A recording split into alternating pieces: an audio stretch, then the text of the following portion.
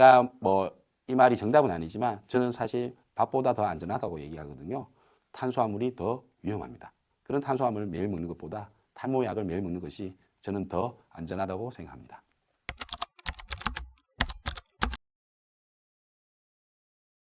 요즘은 이제 인터넷에 많이 나와 있는데 탈모약을 드시면 발기부전이라든지 성욕 감퇴, 뭐 또 임신에 문제가 생기니까 많이 궁금해합니다. 근데 아직도 그건 딜레마긴 한데요.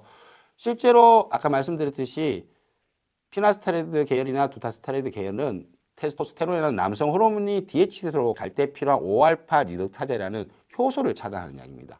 그럼 A가 B로 가는 걸 차단하면은 A는 오히려 그 양이 유지가 되겠죠. 그럼 남성 호르몬은 오히려 유지가 되게 되는 약입니다. 호르몬 차단제가 아니고 효소 차단제입니다. 남성 호르몬이 유지가 되는데 성욕 감퇴나 임신에 영향을 줄 수가 없겠죠. 그래서 이론적으로는 임신하고는 아무런 관련이 없습니다. 약을 먹든 임신을 하든 부인이 임신을 해 있든 임신하는 과정이든 남성이 이 약을 먹는 데는 아무 문제가 없으니까 너무 걱정을 하실 필요는 없고요. 반대로 임신한 여성이 이 약을 먹게 되면 문제가 일으킬 수는 있습니다. 근데 그거는 감기약도 문제를 일으킬 수가 있겠죠. 마찬가지입니다. 임신하면 먹지 말아야 될 여러 가지 약 중에 하나일 뿐인 겁니다. 그게 남성이 먹는다고 문제가 되지는 않습니다. 여성이 먹을 일은 없으니까 먹지 않도록 주의만 시키면 될 것 같고요. 두 번째는 이제 성욕 감퇴나 발기부전에 대해서 많이 하는데요. 한 0.23%? 실제로 제 환자 중에도 일어나기는 합니다. 그런데 시간이 지나면 대부분 정상으로 돌아옵니다. 근데 이 테스트가요, 과거의 테스트이기 때문에 한 40, 50대 이후에 환자들만 테스트를 하는 걸로 제가 알고 있거든요.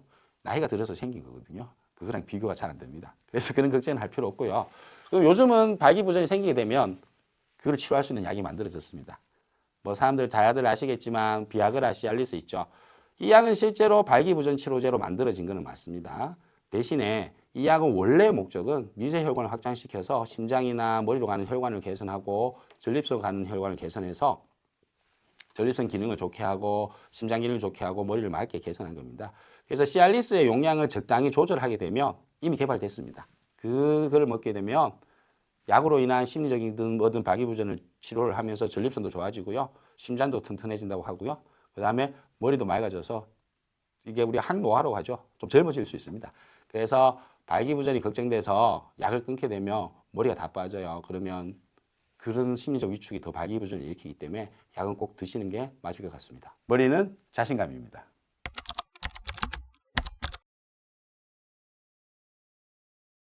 제가 처음에 말씀드렸듯이 탈모는 대사성 질환입니다. 대사성 질환이라는 것은 고혈압, 당뇨처럼 질환이 생기게 되면 서서히 진행합니다.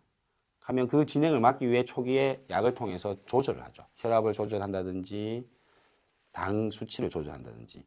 그런데 이 대사성 질환의 특징은 조절되는 것은 쉽지만 질환이 없어지진 않아요. 우리가 혈압, 당뇨가 조절한다고 해서 고혈압약, 당뇨약을 끊지는 않잖아요. 마찬가지입니다. 탈모도 대사성 질환이기 때문에 아주 초기에 온다면은 치료가 되고 수술할 필요가 없고 잘 조절이 돼요. 우리가 최고의 관리는 예방이라고 하는데 사실은 예방이 아니고 초기에 치료를 하는 겁니다. 초기에 치료가 잘 됐다고 해서 병이 없어지지는 않잖아요. 그래서 약을 끊을 수 있냐? 아닌 거죠. 그래서 약을 끊으시면 안 되고요.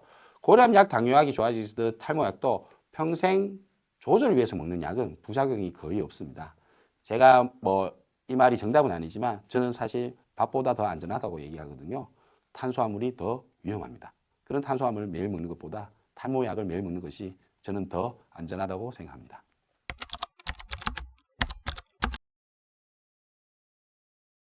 탈모는 예방이 아닙니다. 질환이 생기게 되면 그 질환을 초기에 발견하는 게 중요합니다.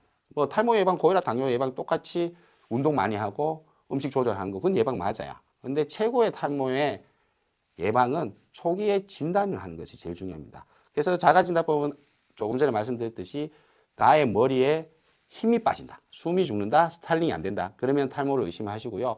빨리 탈모 전문 병원을 찾아가셔서 조기에 진단을 하십시오. 조기에 진단을 하게 되면 피나스테라이드는 라는 약을 통해서 조절이 돼요. 그리고 나빠지는 것도 약을 먹으면 오래 갑니다. 그게 예방 아닐까요? 조기 진단이 제일 중요한 예방일 것 같습니다.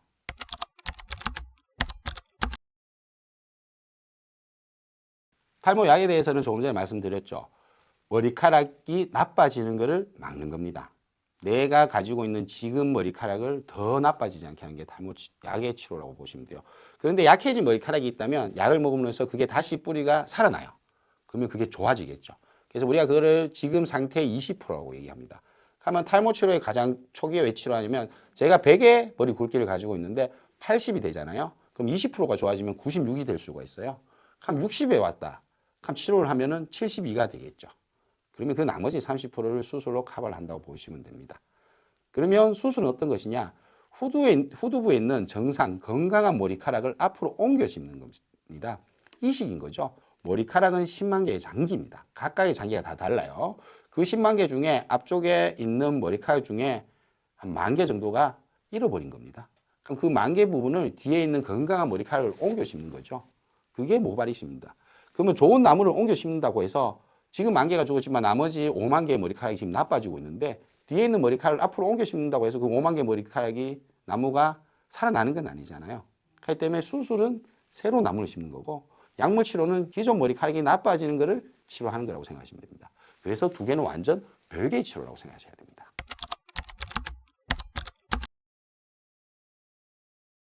약을 먹기 싫어서 수술을 하러 왔다는 분들이 제 환자 중에도 꽤 많이 있습니다. 그러면 저는 이렇게 말씀드려요. 수술을 하고 약을 끊으시면 진행이 될 거고 심은 머리카락은 남을 겁니다. 그러면은 또 와서 심으시면 돼요. 대신에 보기가 안 좋을 겁니다. 대신에 저는 진행이 되더라도 어색하지 않게 심어 드릴 수 있습니다. 대신에 약을 드시면은 한 번의 수술로 20년, 30년 동안 스타일을 계속 유지할 수가 있어요.